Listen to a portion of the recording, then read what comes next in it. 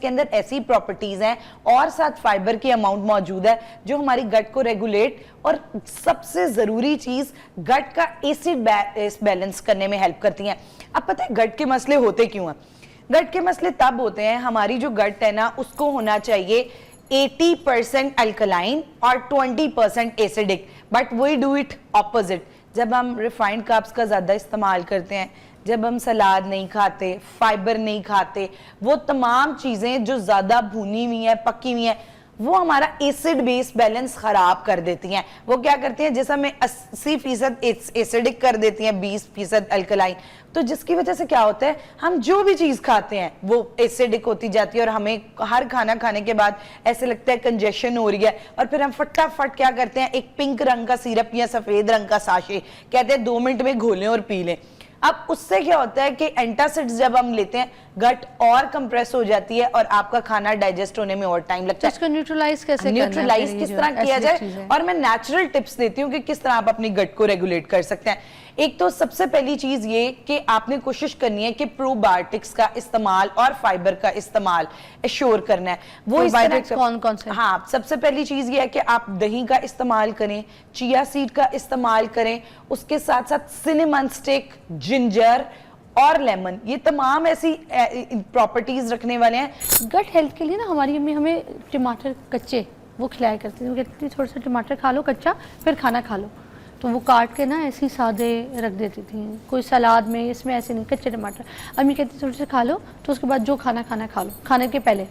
अच्छा, बिल्कुल। टमाटर का ये चीज होता है, टमाटर के अंदर ना ऑक्सलेट्स मौजूद होते हैं, ऑक्सलेट्स और कार्टियोनाइड्स, जो क्या करते हैं कि हमारी बॉडी को डिटॉक्सिफाई करने में हेल्प करते हैं।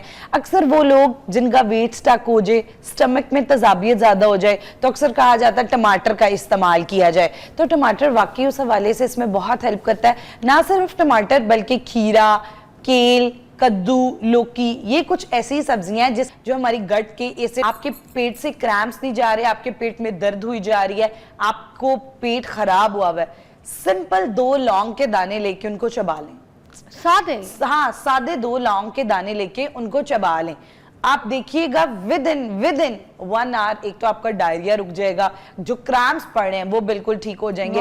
बाकी जिस तरह आपने जिक्र किया, इसको आप कावे की सूरत में भी बना सकते हैं, फक्की की सूरत में भी इसको इस्तेमाल किया जा सकता है। अगर अंदर पुदीना और आप जिंजर डाल लेंगे तो वो ज्यादा सूथिंग इफेक्ट। अच्छा, एक चीज है, इसमें कोशिश करनी है कि इस कावे में लेमन ग्रास ना डाला जाए। अक्सर लोग क्या करते हैं कि जैसे पेट खराब होता है ना, तो ये कावा बना रहे होते हैं तो उसके अंदर लेमन ग्रास डाल क्या करेगा? अच्छा, अगर आप लेमन ग्रास डालते हैं ना, वो क्या करता है आपकी बॉडी से ब्लोटिंग को और डिहाइड्रेशन खत्म करने में, वेट रिड्यूस में हम अक्सर कहते हैं अगर वाटर रिटेन हो गया ना, लेमन ग्रास का इस्तेमाल करें, आपके वो उल्टा और डायरिया को ट्रिगर करेगा, तो इस वजह से उसको जरूर परहेज किया जाए, क्योंकि डिहाइड्रेट तो बॉडी वैसी हो रही होती है। बिल्कुल ऐसे ही देख रहे हैं, जैसे मेरा खुद भी थोड़ा सा गला खराब हुआ है, 2 वायरल इन्फेक्शंस बहुत ज्यादा कॉमन हुए हैं, एक गले का और एक पेट का। अच्छा, इन्फेक्शन जो भी हो ना, उसमें डाइट का एहतियात करना बहुत बहुत ज्यादा जरूरी है। अब अगर मैं बात करूं तो कौन सी ऐसी डाइट है जो कि हमारे इन्फेक्शंस में हीलिंग में हेल्प करती है, उस इन्फेक्शन को ओवरकम करने में हेल्प करती है और इस इन्फेक्शन से हमारी कुव्वती मुदाफियत को अफेक्ट नहीं होने देती। अच्छा। तो सबसे पहले हमारे पास आ जाती है, इस डाइट को हम कहते हैं एंटी इन्फ्लेमेटरी डाइट।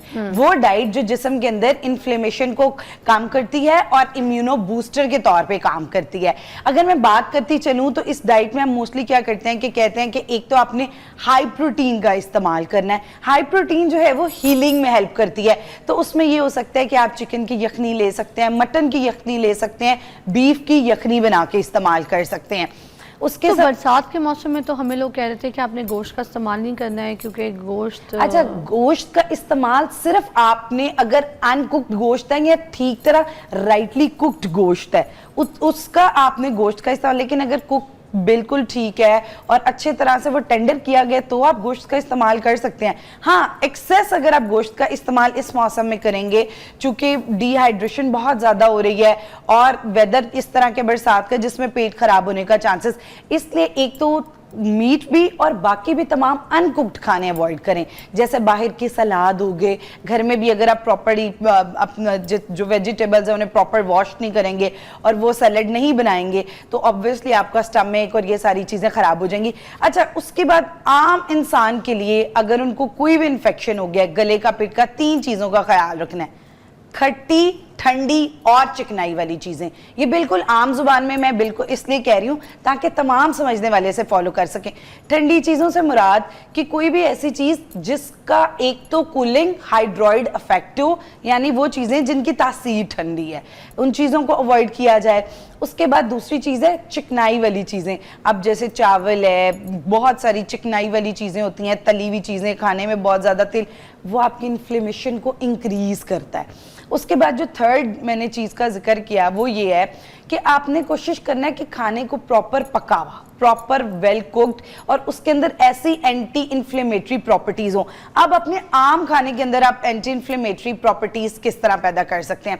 आप क्या कर सकते हैं कि अंदर लहसुन डाल सकते हैं, अदरक डाल सकते हैं, हल्दी डाल सकते हैं।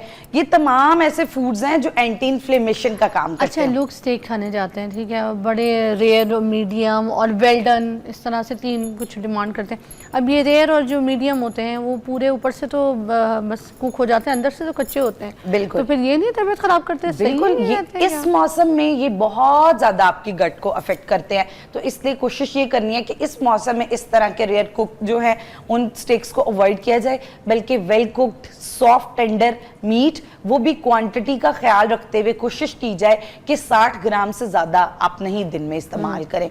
और उसके बाद मैं दूसरी एक और चीज बताती चलूं कि अब बहुत सारे ऐसे लोग होते हैं, मैं सिर्फ इधर इनको भी क्लियर कर दूं कि जो आप बहुत ज़्यादा हाई क्लास अंग्रेज़ बनने की कोशिश कर रहे होते हैं ना, कि हम तो जाके दिल नहीं कर रहा ज़बरदस्ती आज स्टेक खाना चाह रहे हैं और रेयर खाना है, और तुम लोग को स्टेक के बारे में नहीं पता कि तुम लोग रेयर नहीं खाओगे तो टेस्ट कहाँ से आएगा। ये सारे गोरे जो है ना रेयर खाते हैं, मीडियम खाते हैं, तो कच्चा गोश्त खा के पे मरो, यही हाल होना है, पेट के अमराज फिर भुगतो बैठ के। तो भाई ये अंग्रेज़ ना बने, जो आपको बनाया गया वही बने, चंगेज़ बने। और अगर आपको इन्फेक्शंस हो गए हैं, जैसे कि आपने जिक्र किया, अंग्रेज नहीं बनना, सादी खुराक पे आए। जितने आप ये मॉडर्न खानों की तरफ जाएंगे उसके अंदर प्रोसेस्ड फूड्स का लोड उतना ज़्यादा होता जाता है। ये जो सॉसेज हैं ये सब खट्टी होती हैं, अगर मैं सिंपल सोया सॉस, चाइनीज और डिफरेंट जो सॉसेज हैं सब मोस्टली खट्टी होती हैं और सावर होती हैं, उनके अंदर विनेगर ऐड होता है। तो इस वजह से सॉसेज इस सूरत में ख़ास तौर पे लाजमी अवॉइड की जाएँ। और उसके साथ साथ मोस्टली क्या होता है कि लोग कहते हैं कि मैंने अक्सर ये अपने, मगर विनेगर का तो सुनने में आता है कि बड़ा अच्छा होता है, बैक्टीरिया को मारता है और बहुत सारी चीज़ों के ऐसी जर्म्स जो है उनको ख़त्म करता है आपकी बॉडी के बैक्टीरियाज को। अच्छा, इट डिपेंड्स। अगर तो आपको एपिसोडिक डायरिया रह रहा है ना और आपको इन्फेक्शन बहुत रेजिस्टेंट हो चुका है तो उसमें विनेगर आपको डिस्टर्ब करेगा। लेकिन अगर आपका एपिसोडिक डायरिया यानी कुछ दिन के लिए बस 1-2 दिन डायरिया हुआ है, उसके बाद नॉजियास्टिक फील हो रही है, गट वापस नहीं आ रही अपने, फिर उसमें वाकई वो तमाम चीज़ें जो एज अ प्रीबायोटिक काम करती हैं और हमारे प्रोबायोटिक को एक्टिव करने में हेल्प करती हैं, वो बहुत ज़्यादा रोल प्ले करती हैं। जैसे कि दही है, आपने जिक्र किया, सिरका है, अचार है, ये तमाम चीज़ें हमारी गट फाइबर है, गट को रेगुलेट करने में